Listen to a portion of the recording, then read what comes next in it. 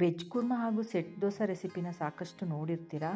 ಆದರೆ ವೆಜ್ ಕುರ್ಮಾಗೆ ಹಾಕೋಂಥ ಮಸಾಲೆಗಳು ಯಾವ ರೀತಿ ಒಂದಕ್ಕೊಂದು ಕಾಂಪ್ಲಿಮೆಂಟ್ ಆಗಿರಬೇಕು ಅನ್ನೋದಾಗಲಿ, ಅಥವಾ ಯಾವ ಇಂಗ್ರೀಡಿಯೆಂಟ್ಸ್ ಹಾಕಬಾರ್ದು ನಾವು ಈ ಮಸಾಲೆನಲ್ಲಿ ಅನ್ನೋದನ್ನ ಡೀಟೇಲ್ಸು ನಾನು ಈ ವಿಡಿಯೋದಲ್ಲಿ ಎಕ್ಸ್ಪ್ಲೈನ್ ಮಾಡಿದ್ದೀನಿ. ಹಾಗೆಯೇ ಮಾಡೋವಂಥ ಸೆಟ್ ದೋಸೆದಲ್ಲಿ ಹಾಕೋ ಇಂಗ್ರೀಡಿಯೆಂಟ್ಸು ಒಂದಕ್ಕೊಂದು ಯಾವ ರೀತಿ ಕಾಂಪ್ಲಿಮೆಂಟ್ ಆಗಿರುತ್ತೆ, ಯಾಕೆ ಹಾಕಬೇಕು ಅನ್ನೋದು ಸಹ ಎಕ್ಸ್ಪ್ಲೈನ್ ಮಾಡಿದ್ದೀನಿ. ಹಾಗಾಗಿ ಈ ವಿಡಿಯೋನ ಸ್ಕಿಪ್ ಮಾಡ್ದಂಗೆ ಕಂಪ್ಲೀಟಾಗಿ ನೋಡಿದ್ರೆ ನಿಮಗೆ ಕೊನೆಗೆ ಒಂದು ಬ್ಯೂಟಿಫುಲ್ ಆಗಿರೋಂಥ ಸೆಟ್ ದೋಸೆ ಹಾಗೂ ವೆಜ್ ರೆಸಿಪಿನ ಮಾಡೋದು ಕಲ್ತ್ಕೋತೀರಾ. Welcome to my channel Tara on point. ಇಲ್ಲಿ ನಾನು ಮೊದಲಿಗೆ ಹಿಂದಿನ ದಿವಸ ದೋಸೆಗೆ ನೆನೆಸ್ತಾ ಇದ್ದೀನಿ. ಸೆಟ್ ದೋಸೆಗೆ ಬಂದುಬಿಟ್ಟು ಒಂದು 4 ಇಂಗ್ರೀಡಿಯೆಂಟ್ಸ್ ಸಾಕು.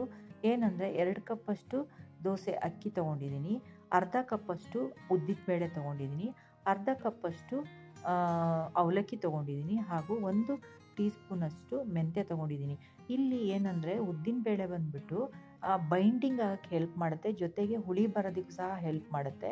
ಅದೇ ರೀತಿ ಅವಲಕ್ಕಿ ಬಂದುಬಿಟ್ಟು ನಿಮಗೆ ಆ ದೋಸೆ ಸಾಫ್ಟಾಗಿ ಬರೋ ರೀತಿ ಹೆಲ್ಪ್ ಮಾಡುತ್ತೆ. ಇನ್ನು ಈ ಮೆಂತ್ಯ ಕಾಳು ಹಾಕಿರ್ತೀವಲ್ಲ, ಅದು ಒಂದು ಒಳ್ಳೆ ಫ್ಲೇವರ್ ಕೊಡುತ್ತೆ ದೋಸೆಗೆ. ಅದೇ ರೀತಿ ಅದನ್ನು ಸಹ ಸಾಫ್ಟ್ ಆಗೋದಕ್ಕೆ ಹೆಲ್ಪ್ ಮಾಡುತ್ತೆ, ಜೊತೆಗೆ ಹುಳಿ ಬೇಗ ಬರೋದಕ್ಕೂ ಸಹ ಹೆಲ್ಪ್ ಮಾಡುತ್ತೆ. ನೋಡಿ, ಈಗ ರಾತ್ರಿ ನಾನು ಇದನ್ನು ರುಬ್ಕೊಂಡಿದ್ದೀನಿ, ಅಂದರೆ ಮಧ್ಯಾಹ್ನ ನೆನೆಸಿದ್ದು ಅಕ್ಕಿನ ರಾತ್ರಿ ರುಬ್ಬಿ ಅದನ್ನು ಹಾಗೆ ಬಿಡ್ತಾ ಇದ್ದೀನಿ. ಮಾರನೇ ದಿವಸ ಬೆಳಿಗ್ಗೆ ನಾನು ಮಸಾಲೆಗೆ ರೆಡಿ ಮಾಡ್ಕೊತಾ ಇದ್ದೀನಿ. ಇದಕ್ಕೆ 1 ಇಂಚಷ್ಟು ಚಕ್ಕೆ, 1 ಇಂಚಷ್ಟು ಶುಂಠಿ, 2 ಬೆಳ್ಳುಳ್ಳಿ ಎಸಳು ತೊಗೊಂಡಿದ್ದೀನಿ. ಇವು 3 ಸ್ಟ್ರಾಂಗ್ ಫ್ಲೇವರ್ ಆಗಿರೋದ್ರಿಂದ ಜಾಸ್ತಿ ತೊಗೊಳಕ್ಕೆ ಹೋಗಬೇಡಿ, ಸ್ವಲ್ಪ ಸ್ವಲ್ಪನೇ ಸಾಕು. ಇಲ್ಲಿ ನಮಗೆ ವೆಜ್ ಕುರ್ಮಾ ಲೈಟ್ ಮಸಾಲೆ ಇರಬೇಕು ಯಾವಾಗ್ಲೂ. ಖಾರಕ್ಕೆ 7 ಹಸಿಮೆಣ್ಸಿನ್ಕಾಯಿ ತೊಗೊಂಡಿದ್ದೀನಿ, ಅಂಗೈ ಅಷ್ಟಾಗ್ಲದ್ದು ತೆಂಗಿನಕಾಯಿ ತೊಗೊಂಡಿದ್ದೀನಿ. ಹಾಗೆಯೇ ಅರ್ಧ ಟೀ ಸ್ಪೂನಷ್ಟು ಜೀರಿಗೆ, 1.5 ಟೀ ಸ್ಪೂನಷ್ಟು ಹುರಿಗಡಲೆ ಜಾಸ್ತಿ ಹಾಕ್ಕೋಬೇಡಿ, ತುಂಬ ಲೋಳೆ ಥರ ಆಗಿಬಿಡುತ್ತೆ ಸಾರು. ಇದು ಟೆಕ್ಸ್ಚರ್ನ ಇಂಪ್ರೂವ್ ಮಾಡುತ್ತೆ. ಹಾಗಾಗಿ 1 ಟೀ ಸ್ಪೂನಷ್ಟು ಧನಿಯಾ ಪುಡಿ ಹಾಕ್ಕೊಂಡಿದ್ದೀನಿ, ಹಾಗೆ 1 ಮುಷ್ಟಿಯಷ್ಟು ಕೊತ್ತಂಬರಿ ಸೊಪ್ಪು ತೊಗೊಂಡಿದ್ದೀನಿ. ಇದನ್ನು ನುಣ್ಣಗೆ ರುಬ್ಕೋಬೇಕಾಗತ್ತೆ. ಇಂಗ್ರೀಡಿಯೆಂಟ್ಸ್ ಯಾವ್ಯಾವುದನ್ನು ಹಾಕಬಾರ್ದು ಅನ್ನೋದನ್ನು ನಾನು ಕೊನೆಗೆ ಎಕ್ಸ್ಪ್ಲೈನ್ ಮಾಡ್ತೀನಿ. ಈಗ ನಾವು ಇದಕ್ಕೆ ಒಗ್ಗರಣೆ ಹಾಕ್ಕೊಳ್ಳೋಣ. ಮೊದಲಿಗೆ ಒಂದು 2 ಟೇಬಲ್ ಸ್ಪೂನಷ್ಟು ಎಣ್ಣೆನ ಬಾಣಲಿಗೆ ಹಾಕ್ಕೊಂಡಿದ್ದೀನಿ. ಅದಕ್ಕಾದಮೇಲೆ 1 ಟೀ ಸ್ಪೂನಷ್ಟು ಸಾಸಿವೆ, 3 ಗುಂಟೂರು ಮೆಣಸಿನ್ಕಾಯಿ ಮತ್ತು ಸ್ವಲ್ಪ ಕರಿಬೇವಿನ ಸೊಪ್ಪು ಹಾಕ್ಕೊಂಡಿದ್ದೀನಿ.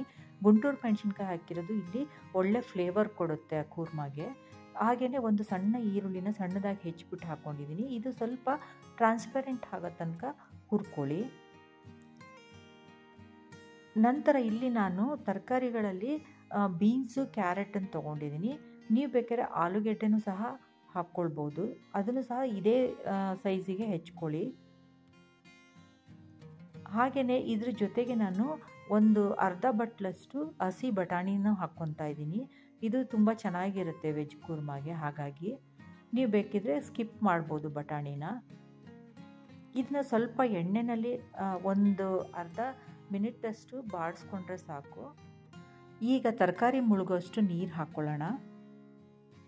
ಈ ತರಕಾರಿಗಳನ್ನು ಅರ್ಧದಷ್ಟು ಬೇಯಿಸ್ಕೊಳ್ಳಿ. ಬೇಯಿಸಾದ್ಮೇಲೆ ಒಂದೇ ಒಂದು ಸಣ್ಣ ಟೊಮೆಟೊನ ನೀವು ಸಣ್ಣದಾಗಿ ಹೆಚ್ಚಿಬಿಟ್ಟು ಹಾಕ್ಕೊಳ್ಳಿ. ಇಲ್ಲಿ ಟೊಮೆಟೊನ ಯಾವುದೇ ಕಾರಣಕ್ಕೂ ರುಬ್ಬೋದಕ್ಕೆ ಹಾಕಬೇಡಿ. ಯಾಕೆ ಅಂದರೆ, ಒಂದು ನಾವಿಲ್ಲಿ ಹಸಿರು ಕಲರ್ ಮೇಂಟೈನ್ ಮಾಡ್ತಿದ್ದೀವಿ, ಎರಡನೇದಾಗಿ ಟೊಮೆಟೊ ರುಬ್ಬೋದಕ್ಕೆ ಹಾಕೋದ್ರಿಂದ ಒಂದು ಟೇಸ್ಟು ಚೇಂಜ್ ಆಗುತ್ತೆ, ಜೊತೆಗೆ ಕಲರು ಸಹ ಚೇಂಜ್ ಆಗುತ್ತೆ. ಹಾಗಾಗಿ ಇಲ್ಲಿ ನಮಗೆ ಅರ್ಧದಷ್ಟು ಬೇಯಿಸಿರೋ ಅಂಥ ಟೊಮೆಟೊ ಸಿಕ್ಕಿದ್ರೆ ಸಾಕು. ಹಾಗಾಗಿ ಲಾಸ್ಟಿಗೆ ಹಾಕ್ಕೊಳ್ಳಿ.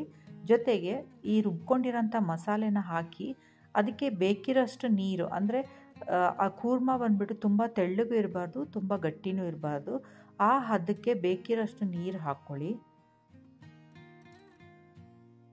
ನಂತರ ರುಚಿಗೆ ಎಷ್ಟು ಉಪ್ಪು ಬೇಕಲ್ಲ ಅಷ್ಟು ಉಪ್ಪು ಹಾಕ್ಕೊಂಬಿಟ್ಟು ಇದನ್ನು 1-2 ನಿಮಿಷದಷ್ಟು ಬೇಯಿಸಿದ್ರೆ ಸಾಕು. ಅಂದರೆ ಆ ಹಸಿ ಮಸಾಲೆ ಸ್ಮೆಲ್ಲು ಹೋಗೋ ತನಕ ಬೇಯಿಸ್ಕೊಂಡ್ರೆ ಸಾಕಾಗತ್ತೆ. ನಾನಿಲ್ಲಿ 2 ನಿಮಿಷದಷ್ಟು ಇದನ್ನು ಕುದಿಲಿಕ್ಕೆ ಬಿಟ್ಟಿದ್ದೀನಿ. ಇದನ್ನೊಮ್ಮೆ ಮಾಡಿ ನೋಡಿ, ನಿಮಗೆಲ್ಲ ತುಂಬ ಇಷ್ಟ ಆಗುತ್ತೆ. ನೋಡಿ, ಡಿಲಿಷಿಯಸ್ ಕೂರ್ಮಾ ರೆಡಿಯಾಗಿದೆ. ಈಗ ದೋಸೆ ನೋಡೋಣ ಹೇಗೆ ಮಾಡೋದು ಅಂತ.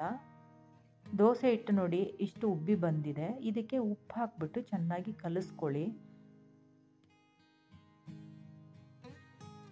ಈಗ ಹಂಚಿಗೆ ಮೊದಲಿಗೆ ಎಣ್ಣೆ ಸರಿಬಿಟ್ಟು ಆ ನಂತರ ಯಾವಾಗಲೂ ದೋಸೆ ಹಿಟ್ಟನ್ನು ಹಾಕಬೇಕು. ನಾನು ಮೊದಲಿನ ವಿಡಿಯೋದಲ್ಲಿ ಮಸಾಲೆ ದೋಸೆಗೆ ಮೊದಲಿಗೆ ಹಾಗೆ ಹಾಕ್ಬಿಟ್ಟು ಮೇಲೆ ಎಣ್ಣೆ ಹಾಕೋದಕ್ಕೆ ಹೇಳಿದ್ದೆ. ಬಟ್ ಸೆಟ್ ದೋಸಾದಲ್ಲಿ ಮೊದಲಿಗೆ ಎಣ್ಣೆ ಹಚ್ಚಿ ಆಮೇಲೆ ಹಾಕಿ ಮತ್ತು ಮೇಲಿನ ಒಂದು ಅರ್ಧ ಟೀ ಸ್ಪೂನು ಅಥವಾ 1 ಟೀ ಸ್ಪೂನಷ್ಟು ಎಣ್ಣೆ ಹಾಕಿದ್ರಾಗತ್ತೆ. ಇಲ್ಲಿ ನಾವು ಎರಡೂ ಸೈಡನ್ನು ಸಹ ಬೇಯಿಸಬೇಕಾಗತ್ತೆ. ನಾವು ಮಸಾಲೆ ದೋಸೆನಲ್ಲಿ ಏನು ಮಾಡ್ತಿದ್ದೀವಿ, ಒಂದೇ ಸೈಡ್ ಬೇಯಿಸ್ತಾ ಇದ್ವಿ. ಬಟ್ ಸೆಟ್ ದೋಸೆ ಅಥವಾ ಇದನ್ನು ಖಾಲಿ ದೋಸೆ ಅಂತಲೂ ಹೇಳ್ತಾರೆ. ಖಾಲಿ ದೋಸೆ ಥರ ಮಾಡಬೇಕು ಅಂದರೆ ಇನ್ನೊಂದು ಸ್ವಲ್ಪ ಅಗಲಕ್ಕೆ ಹರಡಿದ್ರೆ ಆಗುತ್ತೆ. ಇದು ಅರ್ಧ ಬೆಂದ್ ಆದ ನಂತರ ಇದನ್ನು ಮಗ್ಚಾಕಬೇಕು. ನಾನು ಆಗಲೇ ಹೇಳಿದ್ದೆ ವೆಜ್ ಕೂರ್ಮಾಗೆ ಮಸಾಲೆ ಯಾವುದ್ಯಾವ್ದು ಹಾಕಬಾರ್ದು ಅಂತ. ಅದು ಯಾವುದ್ಯಾವುದು ಅಂದರೆ ಈ ಲವಂಗ ಆಗಲಿ, ಕಾಳು ಮೆಣಸಾಗಲಿ ಅಥವಾ ಸೋಂಪು ಇದನ್ನೆಲ್ಲ ಹಾಕಬೇಡಿ. ಯಾಕೆ ಅಂತಂದರೆ ಇವುಗಳನ್ನು ಹಾಕೋದು ಒಂದು ರೋಬಸ್ಟ್ ಸ್ಮೆಲ್ ಇರೋಂಥ ಕೆಲವೊಂದು ಡಿಶಸ್ ಅಂದರೆ ಬಿರಿಯಾನಿ ಆಗಲಿ ಅಥವಾ ಯಾವುದೋ ನಾನ್ ವೆಜ್ಜಿನ ಸ್ಟ್ರಾಂಗ್ ಫ್ಲೇವರ್ ಇರೋ ಕರ್ರಿ ಆಗಲಿ ಇವುಗಳಿಗೆ ಹಾಕೋವಂಥದ್ದು. ನಮಗಿಲ್ಲಿ ವೆಜ್ ಕೂರ್ಮಾ ಬಂದುಬಿಟ್ಟು ಒಂದು ಲೈಟ್ ಮಸಾಲ ಇದ್ದರೆ ತುಂಬಾ ಚೆನ್ನಾಗಿರುತ್ತೆ. ಹಾಗಾಗಿ ಈ ಪದಾರ್ಥಗಳನ್ನು ಅವಾಯ್ಡ್ ಮಾಡಿ ಆದಷ್ಟುನು. ನಾವು ಎಷ್ಟೋ ಸಲ ಅಡುಗೆನ ಚೆನ್ನಾಗಿ ಮಾಡಬೇಕು ಅಂತ ಹೇಳಿ ಎಲ್ಲ ರೀತಿ ಮಸಾಲೆಗಳನ್ನು ಹಾಕಿ ಹಾಳು ಮಾಡ್ಕೊಂಡ್ಬಿಡ್ತೀವಿ. ಹಾಗಾಗಿ ನಾವು ಯಾವುದೇ ರೀತಿ ಮಸಾಲೆಗಳನ್ನು ಯೂಸ್ ಮಾಡಬೇಕಾದ್ರೆ ಅದು ಯಾವ ರೀತಿ ಇದು ಕಾಂಪ್ಲಿಮೆಂಟ್ ಆಗುತ್ತೆ ಅಂತ ಸ್ವಲ್ಪ ನಾವು ಗಮನಿಸಿದ್ರೆ ಅರ್ಥ ಆಗಿಬಿಡುತ್ತೆ ಯಾವುದನ್ನು ಹಾಕಬಾರ್ದು ಅಂತ ಹೇಳಿ. ನೋಡಿ, ಸೆಟ್ ದೋಸೆ ರೆಡಿಯಾಗಿದೆ. ಈ ವಿಡಿಯೋ ನಿಮಗೆಲ್ಲರಿಗೂ ಇಷ್ಟ ಆಗಿದೆ ಅಂತ ತಿಳ್ಕೊಂಡಿದ್ದೀನಿ. ಹಾಗೆಯೇ ಇದನ್ನು ಟ್ರೈ ಮಾಡಿ ನನಗೆ ಕಮೆಂಟ್ ಬಾಕ್ಸಲ್ಲಿ ಹೇಳಿ ಹೇಗೆ ಬಂತು ಅಂತ ಹೇಳಿ. ಈ ವಿಡಿಯೋ ಇಷ್ಟ ಆಯಿತು ಅಂದರೆ ಲೈಕ್ ಮಾಡಿ, ಶೇರ್ ಮಾಡಿ, ಸಬ್ಸ್ಕ್ರೈಬ್ ಆಗಿ. Thank you for watching.